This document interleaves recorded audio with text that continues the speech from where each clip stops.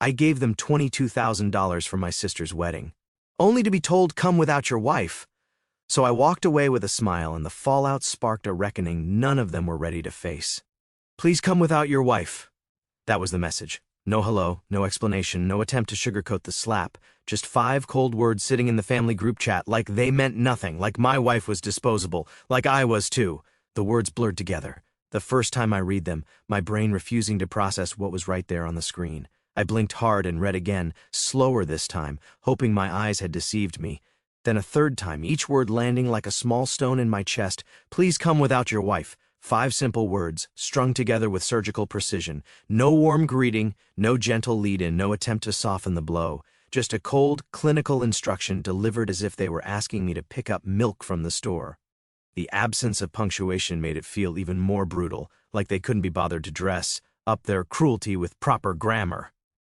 I set my phone down on the granite countertop with deliberate care, the way you might handle something that might explode if jostled. My hands remained perfectly steady, no trembling, no clenching into fists. The rage I expected didn't come, neither did the hurt. Instead, there was just this profound stillness, like the moment right before a storm breaks when even the birds stop singing. It was the kind of quiet that comes when something fundamental shifts inside you, when a door you didn't even know existed suddenly slams shut forever. Caroline appeared in the doorway, steam rising from her favorite ceramic mug, the one with the chipped handle that she refused to throw away. She took one look at my face and stopped mid-step. "You look like someone died," she observed, her voice carrying that gentle concern that had drawn me to her in the first place. There was something in her tone that suggested she already knew this moment would arrive eventually, had perhaps been bracing for it. Instead of explaining, I simply picked up the phone and placed it in her waiting palm. She glanced at the screen, her expression neutral at first, then gradually hardening as the meaning sank in.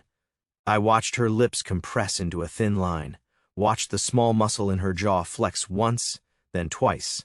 But there were no tears, no sharp intake of breath, no dramatic gasp of outrage, just that terrible, knowing silence that stretched between us like a bridge we'd both been afraid to cross. "Well," she said finally, her voice steady and unsurprised. They finally said it out loud. The words hung in the air between us, heavy with years of unspoken tension and carefully swallowed insults. I nodded, unable to trust my voice just yet. The acknowledgement felt like signing a treaty neither of us had wanted to negotiate. "What are you going to do?" she asked, though something in her eyes suggested she already knew the answer, had maybe known it before I did. Without hesitation, I took the phone back and opened the group chat, that cheerfully named Ela and Tyler's wedding dream team that had become a constant source of financial requests disguised as family obligations. I scrolled past months of messages, past all the quick decisions that had cost me thousands, past all the times I'd been treated like a silent ATM rather than a brother. When I reached the bottom, I didn't pause to second-guess myself. I tapped leave chat with the same finality as closing a casket. "I'm doing exactly what they asked," I said, my voice calm and measured. "I'm not bringing you." Her eyes searched my face with an intensity that made me feel exposed, as if she were reading words I hadn't yet written. "You're going without me?" The question carried weight beyond its simple words. It was really asking whether I would choose them over her, whether family loyalty would trump marital solidarity. "No," I said, and the word felt like a key turning in a lock. "We're not going." She exhaled slowly, a sound that seemed to carry years of held breath, and looked away for a moment. When her eyes returned to mine, there was something like relief mixed with sadness. I knew it would come to this. I just didn't think they'd actually put it in writing.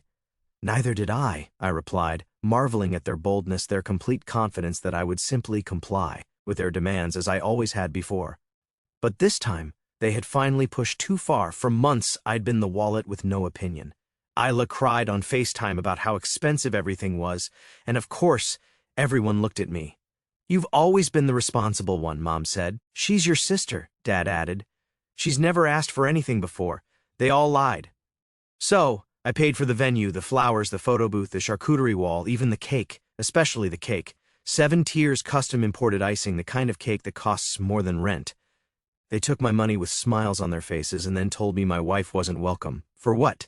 Because she doesn't laugh at Ela's jokes? Because she doesn't play the fake perfect daughter-in-law game? Because she once asked Tyler, Do you even like Hila, or are you just afraid of her? At a dinner party? Yeah, that one probably did it. But Caroline never said a word. She just stood there, holding the phone. Her jaw clenched, eyes dry. She looked at me, really looked. I knew you'd pick me, she said, but it still hurts. I nodded. We'll stay home. Then I smiled. But I'm still contributing to the wedding. She raised an eyebrow. You already gave him $22,000. I did, I said, but there's one item I quietly revised. The wedding happened. Oh, it happened. It was glamorous, Instagram-ready with platinum accents, a live quartet, and guests dressed in cream and blush tones like it was a Vogue spread. Isla beamed in every photo. Tyler looked appropriately miserable. My parents smiled like they'd raised royalty. Everything was perfect until the moment the waiter rolled in the cake. And that's when it started, the calls. 1, then 3, then 20, then 75 missed calls, all in the span of 2 hours. From Mom, from Hila, from Tyler, even Aunt Martha, who once called me cheap for bringing store-bought wine to Christmas. I didn't pick up. I just sat on the couch, poured myself a drink, clinked it lightly against Caroline's glass and said, "Happy wedding day, Hila. $22,000, I muttered, scrolling through my banking app again. Caroline looked up from her laptop. Still checking? I turned the screen toward her, just making sure I actually paid for all this delusion. The final invoice from Lashto Weddings and Events was still sitting in my inbox, $22,480. That didn't include the extra $350 for the emergency pie rescheduling or the veil styling technician Isla had to have because the first one gave off discount energy. I had paid for everything. And the deeper I thought about it, the more furious I got, not because of the money, but because of how easy it was for them to take it. It didn't start with the wedding. No, this started years ago. The moment I got a decent job after college, my parents slid me into the responsible one category, which in our family meant banker, fixer, therapist, mover, accountant, and sometimes babysitter. And Hila? Isla was the sensitive one, which meant manipulator, professional victim, and black belt in crocodile tears. You're the stable one, Mom always said like it was a compliment. Hila's not built like you, Dad added. She's more emotional, right? Emotional like the time she crashed her car texting and driving, then blamed the sun glare, and I paid for the deductible. Or when she got fired for creative differences and I helped her through the rough patch, meaning I covered her rent for 4 months. Or when she decided she wanted to start her own business, which meant I built her Etsy page and bought her overpriced hand-glued wine glasses for inventory. Every time she failed, I was the safety net. And every time I helped, she failed harder. And Caroline? She saw it from day one. They don't respect you, she told me one night after Hila had sent me a Venmo request labeled just a little emergency. She's family, I said. It's not a big deal. Caroline looked at me like I'd grown a second head. It's not a big deal this time. It's never a big deal until you wake up and realize you're broken alone. She wasn't wrong, but she was patient. God, she was patient. She smiled through every dinner where my mother made passive-aggressive comments about her outfit. She endured Hila's fake smile insults like, "You're so lucky he doesn't care about status," or, "It's cute how low-key you are." She held my hand under the table while Dad made another speech about how we all need to be there for Hila during this transition in her life. Caroline never once lashed out, never caused a scene, never gave them what they wanted, because they wanted her to lose it, to give them a reason to hate her publicly. But she didn't, so they got more creative. When the wedding planning started, I was accidentally left out of most conversations. Isla always sent messages like, "Oh, sorry, we figured you were busy with work, so we just made a few quick decisions. Quick decisions that cost me thousands. We decided on the champagne fountain. We locked in the fire dancers for the after party. We're doing a 7-tier cake with gold leaf and imported orchids. And who signed the checks? Right, me." But there was one moment, the moment when I snapped. Not out loud, but quietly, dead silent. It was 3 weeks before the wedding. We were at my parents' house for dinner. Caroline and I arrived with a bottle of wine and a small gift for Hila, a hand-embroidered silk robe from a boutique she loved, a peace offering, maybe a gesture. Isla opened it and forced a smile. "Oh," she said, eyes cold. "Thanks, I already have 2 of these, but okay." Then she leaned over and muttered, "At least you're good for something, I guess." Caroline heard it. I felt her freeze next to me. Her fingers curled slightly around her wine glass, but she didn't say a word. I did. I stood up. Everyone went silent. "Excuse me," I said, placing my napkin on the table. "Where are you going?" Mom asked. "Out," I said, "for air." I left through the front door and sat in the car for an hour. That night, I couldn't sleep. I sat in my office, lights off, scrolling through receipts, invoices, screenshots. Then I opened the cake design file. Hila had emailed it to me directly. "Make sure this is confirmed by Friday, and please, no changes. I want this cake to be timeless. Soft ivory, gold trim, sugar roses, subtle elegance. Think Meghan Markle meets Versailles." I stared at it. Then I picked up the phone and called the bakery. The owner remembered me immediately. After all, I paid up front. "Hi," I said calmly. "I need to make a small adjustment. I didn't tell Caroline." Not at first. Not until the night before the wedding, when she caught me smirking into my glass of bourbon. "What did you do?" she asked, suspicious. I raised an eyebrow. "Who says I did anything? You only smile like that when you're hiding fire," she said. I laughed softly and kissed her forehead. "Let's just say tomorrow's dessert will be unforgettable." The ballroom shimmered under soft gold light. Hila's dress glowed under chandeliers like it was stitched from stars. Tyler smiled his dead-eyed smile. Champagne sparkled, strings played, phones filmed. It was perfect. Too perfect. And now, ladies and gentlemen, the MC boomed. The moment you've all been waiting for, Hila and Tyler's wedding cake. The crowd erupted in applause. Phones lifted. Guests leaned forward with performative excitement. Hila's eyes widened, her hands clasped like a little girl on Christmas morning. The lights dimmed. Romantic music started playing, some dreamy acoustic cover of Can't Help Falling in Love. Then the fog began. Actual fog. Dry ice hissed from behind the doors as two servers in tuxedos wheeled out a massive, three-tiered cake, gold filigree, ivory roses, the initials I and T embossed in sugar pearls. Gasps, applause, a few OS. Even Tyler looked impressed. Hila was glowing. The cake rolled to center stage. Spotlights hit it. The MC grinned. "Let's hear it for this masterpiece." Hila took Tyler's hand, stepped forward with her perfect knife, and just as she reached for the first cut, crack. The middle tier of the cake split. Boom! The top collapsed sideways, and then pop! From inside the cake exploded a figure, a clown. Not just any clown, a clown in a wedding dress. Full veil, red nose, white gloves, lipstick smeared into a smile too wide. On her chest, a laminated sign, Miss Perfect. The room went silent. Then, boing! Two plastic yellow chickens on springs launched from either side of the cake, flapping in midair like rubber nightmares. The clown stood tall, arms wide like she was on Broadway, then bowed deep and released a burst of white feathers into the air from her bouquet, a cake bouquet with a pink ribbon that read Bridezilla Special. Hila's mouth hung open like a broken hinge. The clown took a mic from somewhere deep in the cake, of course she had a mic, and spoke in the sweetest voice imaginable, special delivery for the bride. "The show must go on!"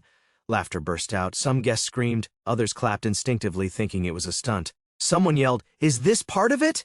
Hila didn't move. Tyler stepped back. "What is this?" he muttered. My mom rushed toward the clown. "Get out of here! This is a wedding, not a circus!" The clown waved cheerfully. "Oh, honey, this is the circus. You're just late to the tent." Then she turned to Hila, bowed again, and whispered loud enough for the front row to hear, "You ordered perfection. We brought the reflection." Hila broke. She screamed, "Get her out of here! This isn't funny! Who did this?" But the clown had already started moonwalking toward the exit.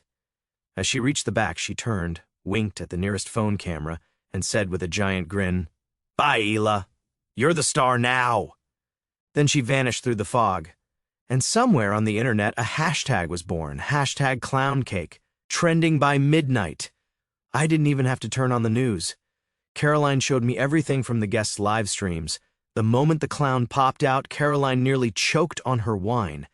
When the chickens flew, she fell off the couch, and when the feathers hit the ceiling, she wiped a tear and whispered, "You're an absolute artist."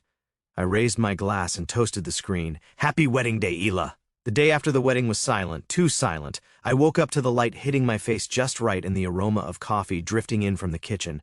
For a moment it felt like any other Sunday, until I checked my phone, 143 missed calls.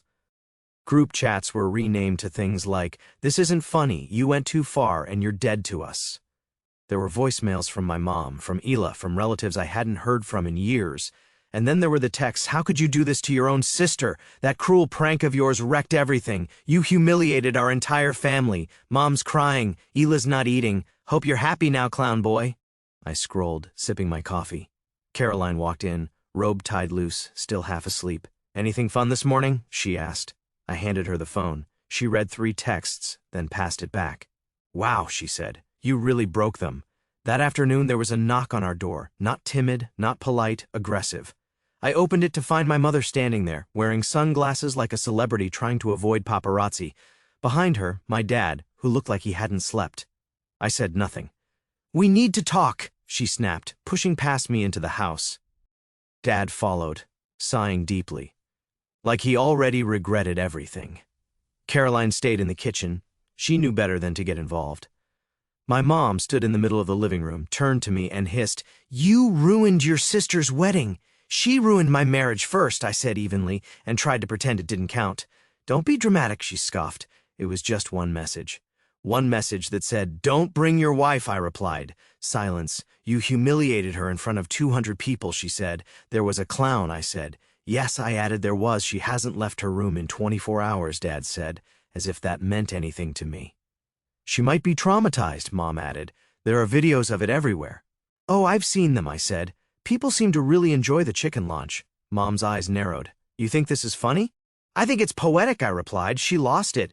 You're a bitter, resentful little boy who can't stand seeing his sister happy." I stood. "And you're a mother who trained her daughter to believe that love means control and that money means silence." Dad stepped forward. "That's enough." "No," I said. "We're just getting started." They tried to cut me off, but I kept going. "All my life, I've paid quietly because that's what you raised me to do. Shut up and be useful. I watched Hila tear down everything I cared about, and you said nothing. You just smiled and called it family." My voice was steady, ice cold. Now it's my turn to smile. Mom looked like she might scream. Instead, she turned on her heel. "You're no longer part of this family," she said, and stormed out. Dad hesitated, looked at me. "I didn't know about the message," he said quietly. "But you didn't stop it either," I replied. He nodded once and followed her out.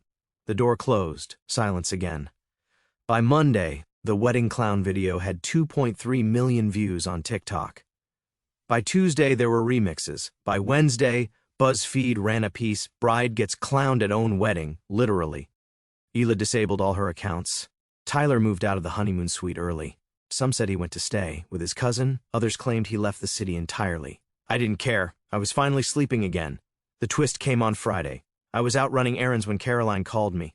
"Babe," she said, voice low, "you need to come home now." I rushed back. She was in the kitchen holding a manila envelope. This came hand-delivered, no return address. I opened it. Inside was a single piece of paper, printed in bold, "You thought you were the only one she used." Attached with a paper clip was a USB drive. I plugged it into my laptop. It contained one folder. Inside were screenshots, bank transfers, text messages, and audio recordings, all between Isla and our cousin Jordan. Turns out my clown cake wasn't the only performance she starred in. She had 2 weddings planned. Mine, the public one, Jordan, the secret. He'd been funding her second life for nearly 6 months. Their last conversation, the night before the wedding, Hila. "Don't worry, baby. This is just optics. I just need that ring for the prenup. Once I've got that, it's over. Jordan, you swear? You think I'd ever love someone like Tyler?" I sat back in the chair. Caroline stared at the screen, then looked at me. "Do we send this to Tyler?" she asked. I didn't answer at first. Then I smiled. "No," I said, "we deliver it." Tyler wasn't at his apartment. He hadn't been back since the wedding, but my cousin Brian said he'd seen him at the gym. We pulled into the lot, and sure enough, there he was, punching a heavy bag like it had ruined his childhood. I called his name once. He turned, face drenched in sweat, eyes bloodshot. His entire body froze when he saw us. "If you came to gloat," he said, "get in line." I didn't say a word, just handed him the red folder. He frowned and opened it. At first his eyes flicked over the pages. Then they stopped, slowed, widened. He turned the page.